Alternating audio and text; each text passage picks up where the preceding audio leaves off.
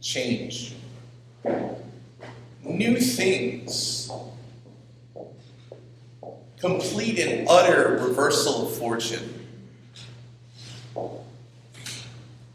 Sounds like fun, eh? No, it sounds exhausting. Especially when you're already exhausted. I have a huge love for the non-docile, non-tame, non-comfortable Mary that we hear in the Magnificat. I saw a meme on Facebook saying, anyone who preaches about women in the Bible should definitely remark on the fact that you have two Jewish women, Elizabeth and Mary, sitting there musing about God's reversal of the fortunes of violent empires. Heidi agrees. It's not a comfortable thing. The images we have of Mary are usually this docile lady looking down going, oh, I'm pondering these things in my heart. Or the image of Jesus, the good shepherd, who has the sheep over his shoulder, very demurely going, I love you all, and everything is nice.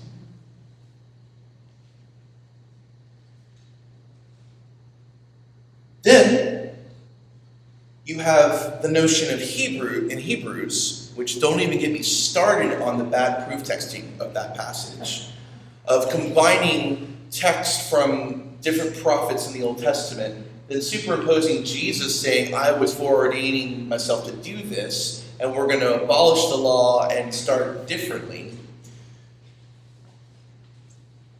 Which, when you look at the way history has repeatedly interpreted how Jesus changed the law, my immediate response goes to the thing that I studied so much about, which is undoing anti-Judaism.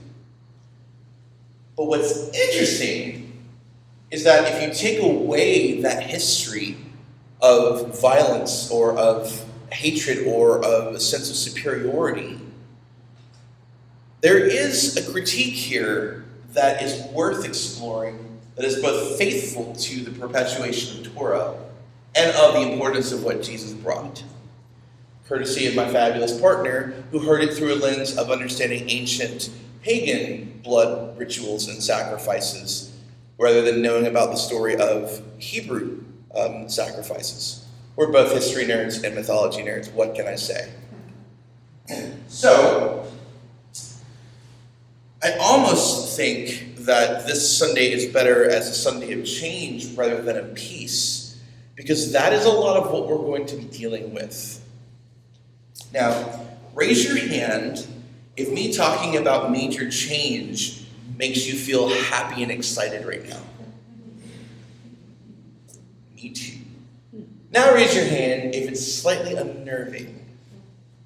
Yeah, okay. Good. You're right where you belong. As I remarked in my constant contact email, one of my colleagues who has been in this business for a long time said, the church that I have given, half of my life to serve is no longer going to be the church that is coming into being. And the reality is that the past 2 years have fundamentally changed how we do church. Not just in terms of physical proximity, or whether or not we can give hugs during the peace, or whether or not we have to take extra precautions, but in the fact that we are now a hybrid of internet and in person. We had to constantly reimagine how to do things, which built into the DNA of everything a flexibility, whether we wanted it or not. Are we the same church as St. Anne's as we were in 2019? No. Because we've had to adapt. We've had to grow. We've had to struggle. We've had to acknowledge the fact that whether we like it or not, the world has changed.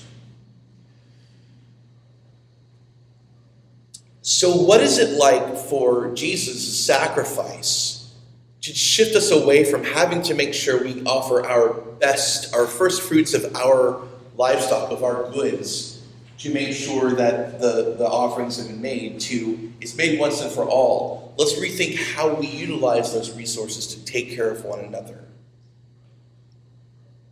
What does it mean that Elizabeth, who is the seventh in a line of women in Scripture who are part of an elderly barren couple, get a miraculous birth of John the Baptist, who is no one to be trifled with? Someone who is calling for radical change, but not in the sense of taking up arms and killing each other, but really examining our lives and making sure that we are doing the work that we need to do, whether we are in good spirits and bad spirits, happy, sad, angry, excited, afraid, taking that moment to remember what we are called to do. Then, him recognizing Jesus before either of them had even been born. And Mary, who considered herself a slave to God rather than a slave to any human being, which in Roman first century was a huge statement to make. Thanks God for the fact that God is bringing monumental change in an already insufferably chaotic time in human history. So what does this have to do with St. Anne's in 2022 and 2023? Or 2022, right, it's still 2021. It feels like it's been a decade. Well, we're stepping into a year that is going to bring some powerful opportunities for us to reimagine what it means to be church. To allow the incarnation that we are going to welcome into our midst on Friday night to give us a new way of understanding what it means that we are forever changed when God comes to be with us in Immanuel. That we are called to partner with God in the ministry that God is giving Immanuel. And the changes that Immanuel is necessarily going to bring, not only to his own circle, but to the world for millennia to come. As I said before, I have never so acutely, experientially felt an inclination of what was going on when these texts were written in the way that I have the past 2 years. And I imagine that's similar for most of you. So the commitment level that we're going to bring next year is going to be higher. The opportunities that we're going to have are going to be greater. The freedom with which to do these things will come, however many letters of the Greek alphabet we have to endure. and if you now get a glimpse of what Gwen's been going through, is dealing with the Greek alphabet for a year. We are going to come out of this. We're going to come out of it stronger for the community values we've had to implement in ways that cost us things. And this church, now that we have that opportunity coming up, it's going to be a place where a lot of new things are going to happen for the city of Fremont in ways they could not have happened before. And we are going to tighten up our connection as a community in ways we never had before. And we're almost to Bethlehem. I imagine Mary, 9 months pregnant, riding on a donkey, going, did I really sign up for this? What was I thinking?